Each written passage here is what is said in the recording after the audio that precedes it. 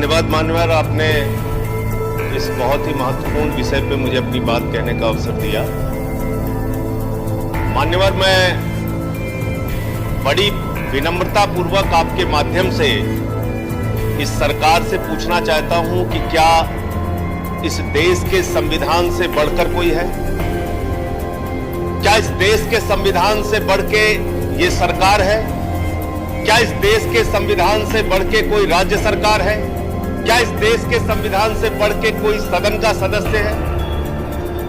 मान्यवर, इस देश के संविधान ने व्यवस्था दी, इस देश के संविधान ने राज्यों को अधिकार दिया, लेकिन धीरे धीरे करके आप राज्यों के दिए गए अधिकारों को छीनने का काम कर रहे हैं। सेल टैक्स राज्य का अधिकार, आप जीएसटी लेके आते हैं।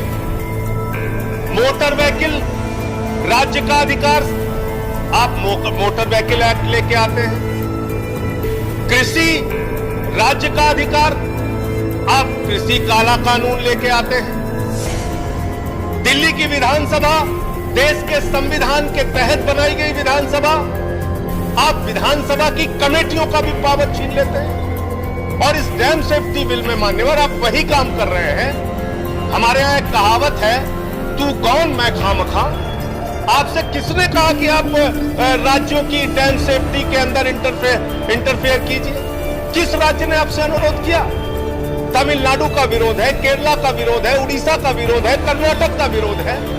और साफ तौर से देश के संविधान की धारा 252 कहती है, दो राज्यों के अनुरोध के बगैर आप कोई हस्तक्षेप नहीं कर सकते।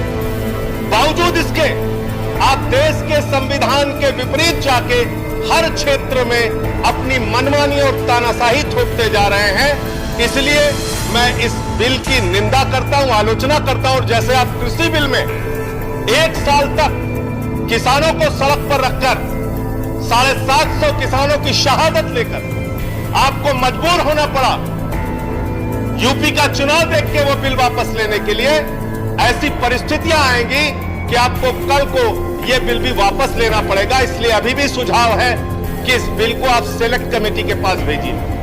हर चीज में अपनी तानाशाही और मनमानी से बिल पर बिल थोपने का काम मत कीजिए। मैं तो उम्मीद कर रहा था कि सेशन में आप एमएसपी की गारंटी का कानून लेके आएंगे, लेकिन आपको हर वो कानून लाना है जिससे राज्यों में झगड़े बढ़े।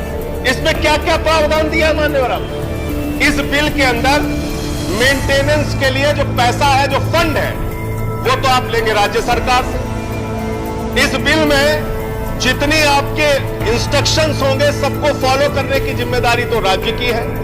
आप इसके राज्य के अधिकारियों के ऊपर अपने अधिकारी, अपने कमीशन, अपनी कमेटी सब आप बिठा देंगे। लेकिन जब उनको मेंटेनेंस के लिए पैसा देने की जरूरत आती है, फंड देने की जरूरत आती है, तो उसमें आप एक पैसा नहीं लगा रहे, उसमें आपकी अपनी मनमानी चलेगी। तो मैं ये पूछना चाहता हूं कि किस लिए आप ये बिल लेके आए? जहां पर आपकी राज्य सरकारें होंगी उनका फेवर करने के लिए आप ये बिल लेके आए। दो राज्यों के बीच में पानी का झगड़ा लगवाने के लिए आप ये बिल लेके आए। और भविष्य में राज्यों के बीच में झगड़े करा के अपनी राजनीति साधने के लिए और कुछ चंद पूंजीपतियों को मेंटेनेंस और सेफ्टी के नाम पर बड़ा बड़ा ठेका देने की मंशा से आप ये बिल लेके आए। यही मंशा है इस बिल के पीछे। मान्यवर, आपने सबको समय दिया, आपको भी मैं मेरी बात बस थोड़ी बात पूरी हो जाए। मेरे पास और 11 वक्ता है, मैं खत्म कर रहा हूं। हाँ, खत्म कर रहा हूं। 1 मिनट में खत्म कीजिए बस।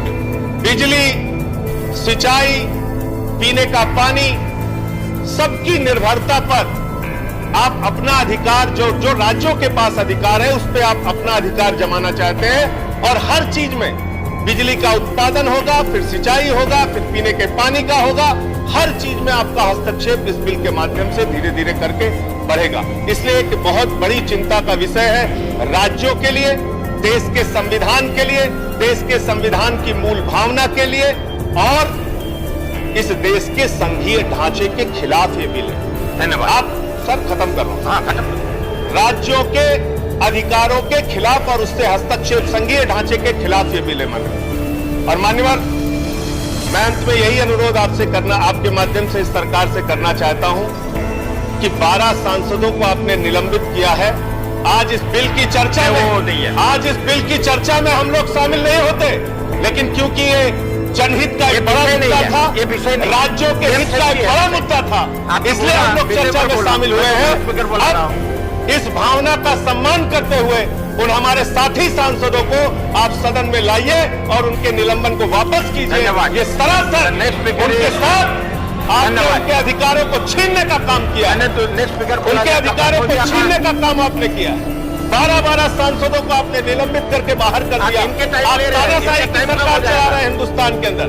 तानाशाही से लोकतंत्र नहीं चलता, तानाशाही से संसदीय परंपरा नहीं चलती साहब। और अरुण जेटली साहब को पढ़ लीजिए, वो सदन की बाधा को लोकतंत्र की मजबूती के लिए अहिंसा बताते रहे हैं। और अटल बिहारी वाजपेयी जी को भी पढ़ लीजिए, 2001 में अंत में कह के खत्म कर रहा हूँ, बिल्कुल खत्म कर रहा हूँ।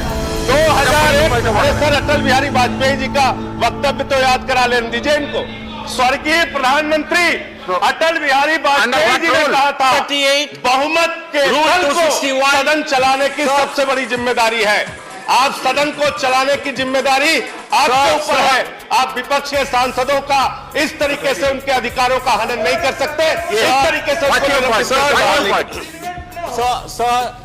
I'd like to the live news की खबरें अगर आपको अच्छी लगे तो ज़्यादा से ज़्यादा लाइक, सब्सक्राइब और शेयर करना न भूलें।